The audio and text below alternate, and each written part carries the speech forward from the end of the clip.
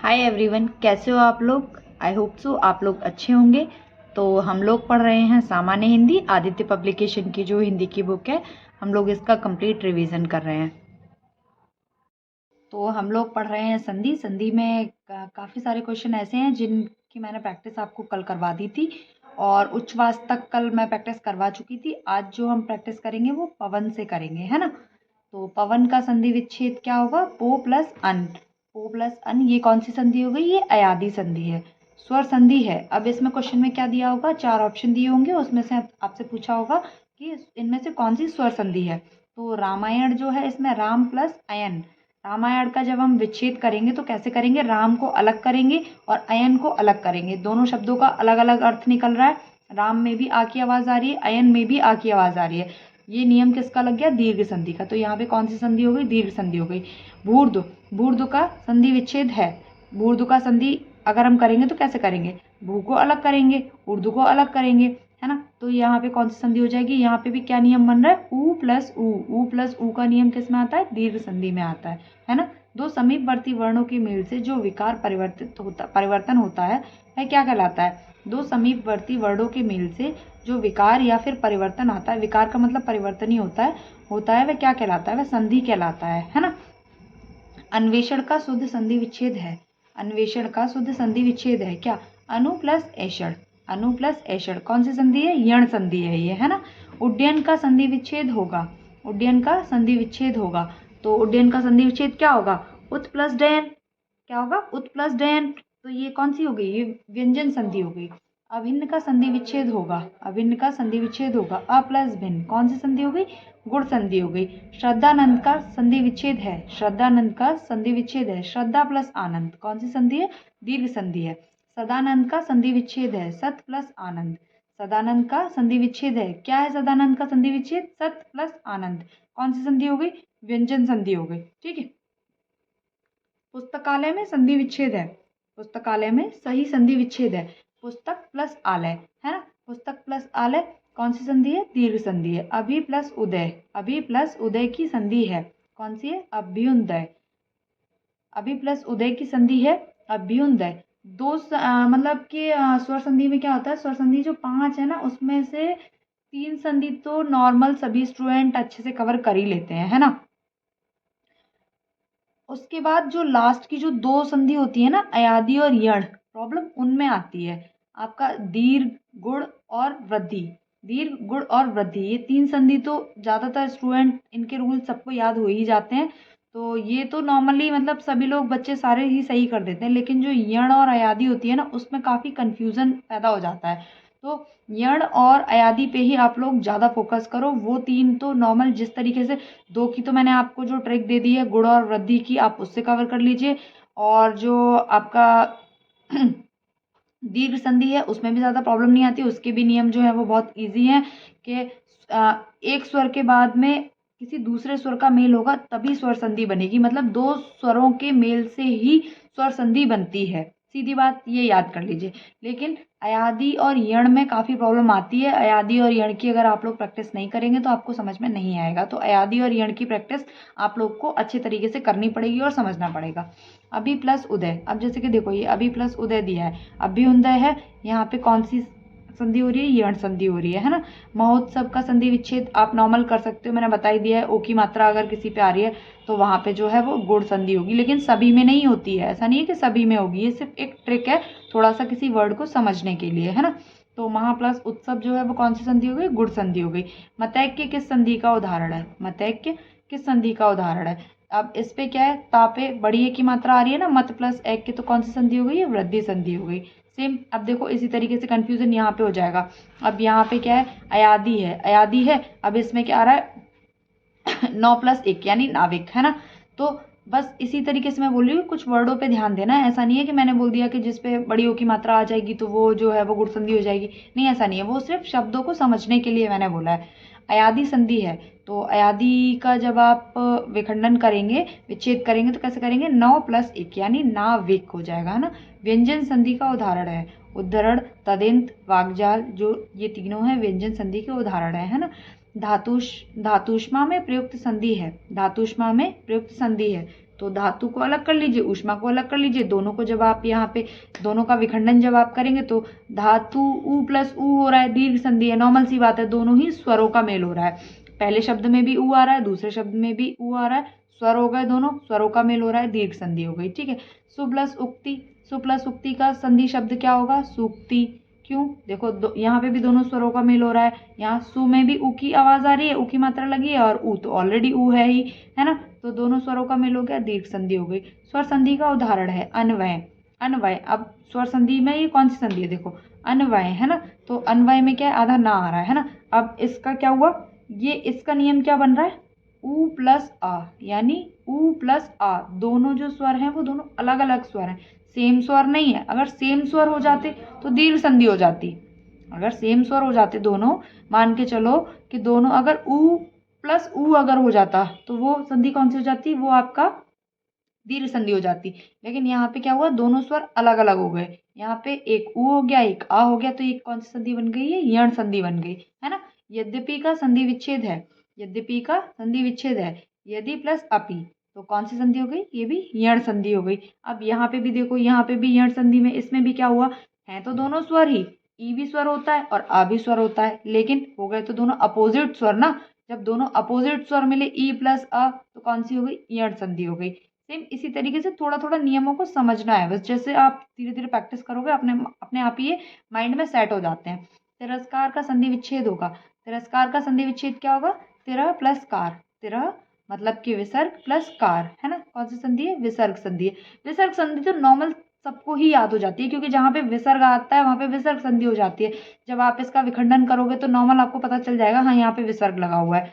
पितृ प्लस अनुमति का सही संधि विच्छेद है, पितृ प्लस अनुमति का सही संधि विच्छेद है। अब देखो यहाँ पे भी क्या हो रहा है? दोनों स्वर आ रहे हैं ना, पहले वाले में भी रा आ रहा है और पहले वर्ड में रा आ रहा है, दूसरे वर्ड में आ रहा है, दोनों क्या हो गए? स्वर हो गए, दोनों भिन्न भिन्न स्वरों का मेल हो गया। कौन सी संधि हो गई? यण संधि हो गई। भिन्न भिन्न स्वरों का मेल हो गया तो कौन सी संधि हो गई? यण संधि हो गई, है ना। अब आ जाते हैं हम नेक्स्ट, उच्छ्वास। उच्छ्वास, इसका क्या होगा? उत प्लस श्वास। जैसा कि मैंने बताया था, जहाँ पे भी हलंत लग जाता है किसी भी अगर आप किसी भी शब्द का विखंडन कर रहे हो, विच्छेद कर रहे हो, अगर वहाँ पे हलंत आ जाता है तो व्यंजन संधि हो जाती है। तो उत प्लस श्वास क्या हो गया? व्यंजन संधि हो गई। व्यंजन संधि का उदाहरण है। अब इसमें क्या होगा? 4 ऑप्शन दिए होंगे और इसमें केवल आपसे व्यंजन संधि का उदाहरण पूछा गया होगा। तो व्यंजन संधि का उदाहरण है कौन सा है? सत प्लस आचार। सत प्लस आचार क्या हो गया? आपका व्यंजन संधि का उदाहरण है। ठीक है। इति प्लस आदि, इत्यादि, इति प्लस आदि। सेम देखो यहाँ पे भी दो स्वर मिल रहे हैं लेकिन अलग अलग मिल रहे हैं। ता पे ई की मात्रा है और पीछे जो है वो आ रहा है ना। यानी ई प्लस आ, ई प्लस आ किसका नियम हो गया? यण संधि का हो गया। कौन सी संधि हो गई? ये यण संधि हो गई। मनोहर शब्द में कौन सी संधि है? अब देखो बहुत से स्टूडेंट क्या कहेंगे? मनोहर लिखा हुआ है, भाई ये तो गुण संधि हो गई, है ना, या फिर वृद्धि संधि हो गई। लेकिन ऐसा नहीं है। क्यों? क्योंकि जब आप दोनों शब्दों का विखंडन विच्छेद अगर करोगे तो भाई दोनों जेन्युइन शब्द निकालोगे ना। मन को अलग करोगे, हर को अलग करोगे, दोनों शब्दों का अर्थ भी तो निकलना चाहिए ना अलग अलग। तो इसमें मनोहर का जब विच्छेद किया तो कैसे किया? मनः अलग किया, हर अलग किया, तभी तो जाके ये दोनों अलग अलग शब्दों का अर्थ निकलेगा कुछ। तो यहाँ पे कौन सी संधि हो गई? यहाँ पे विसर्ग संधि हो गई। ठीक है। द्वापी का संधि विच्छेद होगा। द्वापी का संधि विच्छेद होगा तो क्या होगा? दो प्लस अपी। क्या होगा? दो प्लस अपी। तो ये कौन सी संधि हो गई? ये जो है अयादि संधि हो गई है। नेक्स्ट, अत्यधिक का संधि विच्छेद है। अत्यधिक का संधि विच्छेद है। अति प्लस अधिक, कौन सी संधि है? यण संधि है। विसर्ग संधि है निरंतर। विसर्ग संधि कौन सी है? निरंतर। सरयूर्मी में संधि है। सरयूर्मी में संधि है। कौन सी संधि है? दीर्घ संधि है। सरयूर्मी में कौन सी संधि है? दीर्घ संधि है। नेक्स्ट, दिग्दर्शन का संधि विच्छेद होगा। दिग्दर्शन का संधि विच्छेद होगा। दिक प्लस दर्शन, दिक प्लस दर्शन, तो क्या हो जाएगी? यहाँ पे कौन सी संधि है? व्यंजन संधि है ना। महा प्लस ईश, महा प्लस ईश का संधि रूप होगा। क्या होगा? महेश। कौन सी संधि हो गई? गुण संधि हो गई। महेश्वर, महेश्वर का संधि विच्छेद क्या होगा? महा प्लस ऐश्वर्य। महा प्लस ऐश्वर्य में संधि का नियम क्या है? अब ये यहाँ पे थोड़ा सा डिफिकल्ट पड़ जाता है, इसीलिए मैं सबको बोलती हूँ कि नियम याद करना बहुत ज़रूरी होता है। क्यों? क्योंकि ट्रिक से हम केवल पहचान तो सकते हैं कौन सी संधि है, लेकिन इन केस अगर किसी एग्जाम में आपको डिफिकल्ट क्वेश्चन देना है या फिर किसी भी एग्जाम में आपको फंसाना है तो वो आपसे सीधे शब्द का विच्छेद ना पूछ के आपसे उसका नियम पूछ सकता है। और जब आपसे नियम पूछ लेगा, आपको नियम पता नहीं होगा, तो वहां पे आपका क्वेश्चन गलत हो जाएगा। अब मैंने वृद्धि संधि का बताया था ना कि जिसमें बड़ी ए या बड़ी ओ की मात्रा आ जाए, समझ जाओ कि वहां पे वृद्धि संधि है। ये तो हो गई ट्रिक, है ना। लेकिन अब इसमें क्या पूछ लिया, इसमें पूछ लिया आपसे कि महेश्वर संधि का नियम बताओ। अब महेश्वर संधि का नियम तभी बता पाओगे ना जब विच्छेद करना आता होगा। जब विच्छेद करना ही नहीं आता तो नियम कैसे बता पाओगे। अब विच्छेद करना आता है तो नियम बता दोगे। अब विच्छेद करोगे तो कैसे करोगे, महा प्लस ऐश्वर्य। अब जब महा प्लस ऐश्वर्य विच्छेद किया तो नॉर्मल सी बात है, समझ गए। महा मतलब किसकी आवाज आ रही है, आ की आवाज आ रही है। ऐश्वर्य मतलब कि बड़ी ए की मात्रा लगी हुई है, तो आ प्लस ए जब हम करते हैं तो क्या किसकी मात्रा हो जाती है, बड़ी ए की मात्रा हो जाती है।